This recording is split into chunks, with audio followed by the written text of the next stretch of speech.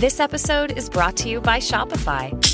That's the sound of switching your business to Shopify, the global commerce platform that supercharges your selling. Harness the best converting checkout and same intuitive features, trusted apps, and powerful analytics used by the world's leading brands. Stop leaving sales on the table. Discover why millions trust Shopify to build, grow, and run their business. Sign up today for your $1 per month trial period at shopify.com/tech23.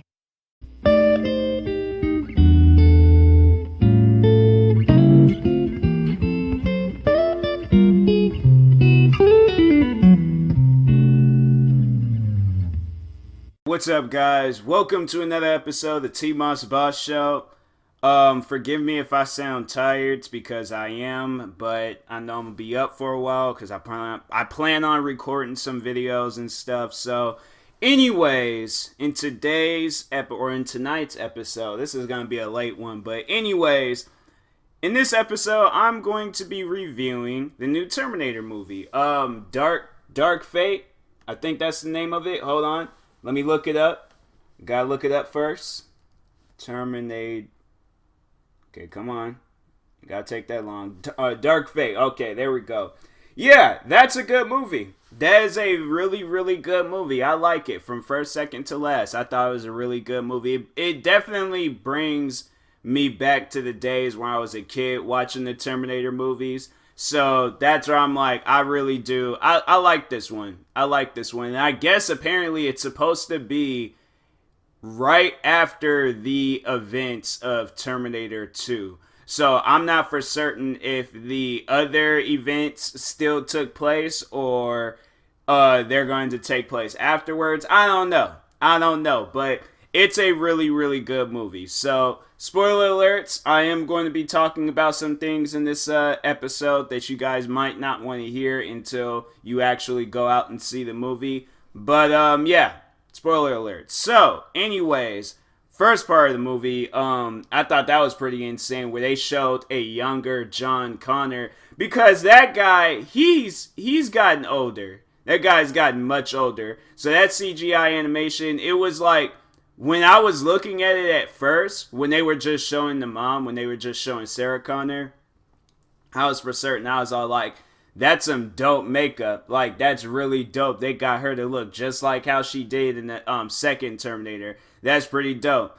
And then they showed John Connor. Then I think once when they showed Arnold Schwarzenegger, that's when I was like, oh, this is CGI animation. I'm like, that's what this is. I mean, it all looked real. It did look pretty real. It looked pretty cool and stuff, but it was CGI animation. So, but dang, man, I was like, that's because I think I had heard somewhere that they were bringing him back. So I'm like, oh, okay, like they're probably gonna have it where he's like in the future or something, or I didn't know what to expect when this movie was coming out. So now that I ain't watched it, I'm like, oh, okay, this is cool. This is cool. I like it. So.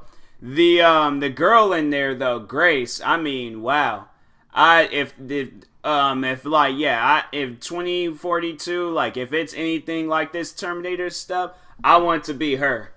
Cause that girl, she was like part robot, part human. Like she was definitely like out of the whole series, out of everybody, she was like that better ally. Because, I mean, yeah, in the first one, you had, John Connor's dad. I mean, he was like, he was a military dude. He was okay and all. But, no, like, 1, 2, 3, and then all the other ones, like, that ally character that's, like, fighting the enemy, she was that better character. Messed up that she died at the end. That was, but it was like, they showed where it was like she was playing. So, it was like she died. Her future self died. But then her younger self was like alive, like chilling in the park and things. So I was like, that's pretty cool. That's pretty cool. I like that. I like how those movies, like in the Terminator movies, like somehow the ending, if they do, because I think they did that with the last one and maybe another one. No, it was just the last one. But I like the fact they ended off like that. And I think they did do it the last one too, where it was like showing the past, or it was like, it's just you'll have to see it in things. But it was like that, the way that they ended, it showed the younger ally Grace the half human, half robot they showed her when she was a kid. And then it was like kind of like changing the future. Because how instead of her being found, like most likely they're going to have it where they go out and find her and be like, hey, you know, you saved my life, and like your future self came, saved my life, and yeah, we're here to pick you up now. So it's like, it's weird how those Terminator movies are, but at the same time, it's interesting. It's interesting. So, but okay, I think this Terminator, this one that was trying to kill them all, he is definitely hands down. Like, I thought the girl from 3, Rise of the Machines, I thought like she was dope.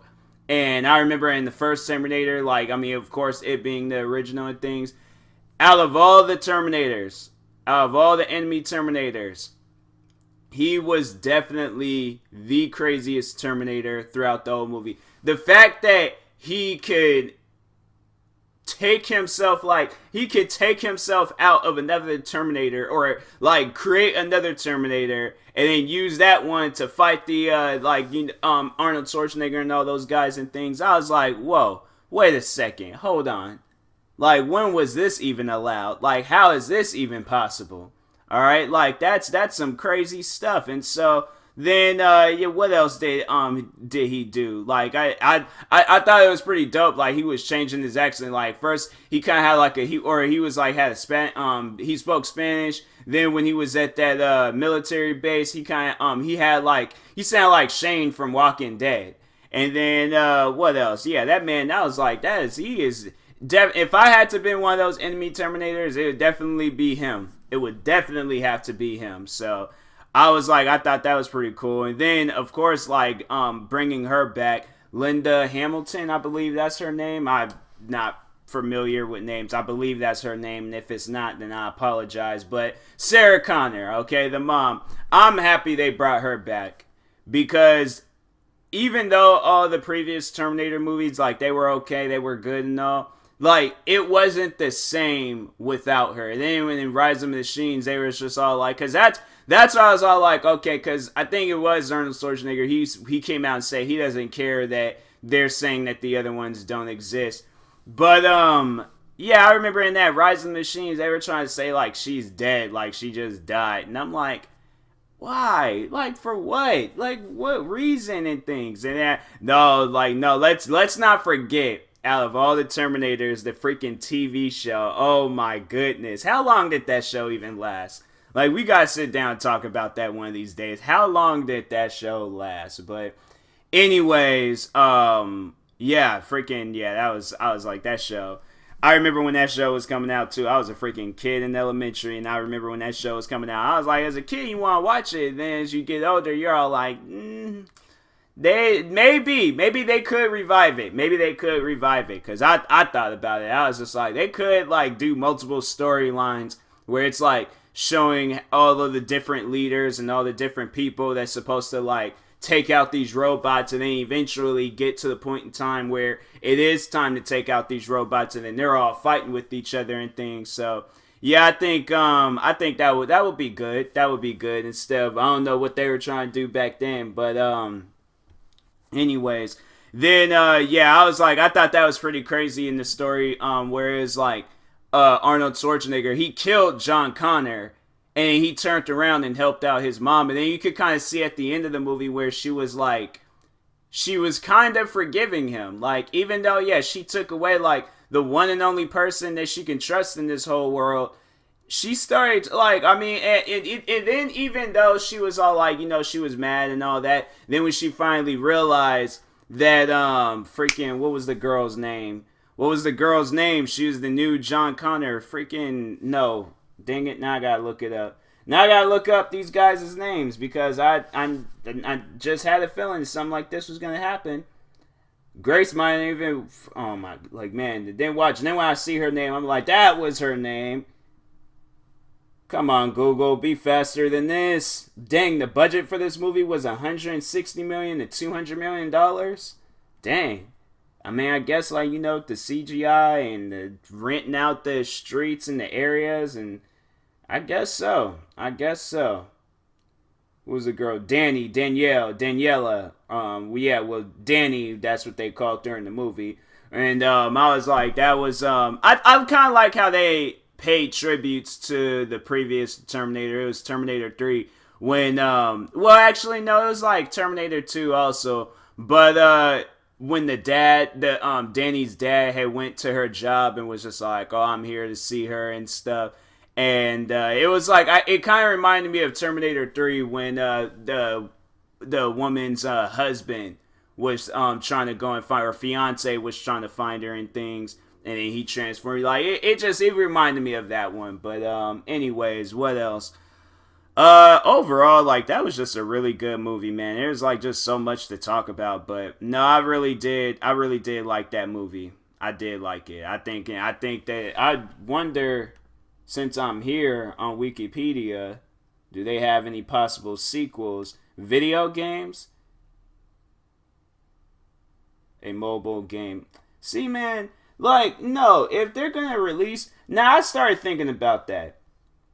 And I'm not seeing anything for sequels right now. They probably don't even have any sequels in the works. They probably just like, oh, let's just do this and get it over with and things, or not get it over with, but let's just do this and just probably end the whole series. But I think that there can still be more going on. But no, I believe that they can make a video game out of the Terminator series, and not a mobile game, not DLCs for another game. No, I believe that they can do something like that where it's like a free roaming area, and then you're finding people. Like it's a free roaming area, post-apocalyptic world, and you're going and you're finding like the leaders of the resistance, or leaders of this like Legion. I think that's what they're... No, I think Legion is the name of the enemy and stuff. I don't know, but anyways, you find like people for your group, and then you go out and you're taking out these robots and things, and then you're just building your character up from the ground up. You start off like as some like, just some person just running around, and then eventually you have yourself like an army and things. And I think they can turn it into a video game, and it's like multiple missions, free roam, you helping out people, all this other stuff, taking out a bunch of different crazy types of robots and stuff. I think it's possible. I think it can work. So hopefully, all right, they hear me out on that. But other than that, the movie Dark Fate, I think it was pretty good. I think it was a pretty good movie. In my ratings, I usually give stuff like so 1 to 10 on the scale from 1 to 10. How would I rate that movie? Probably a 9. Probably a 9.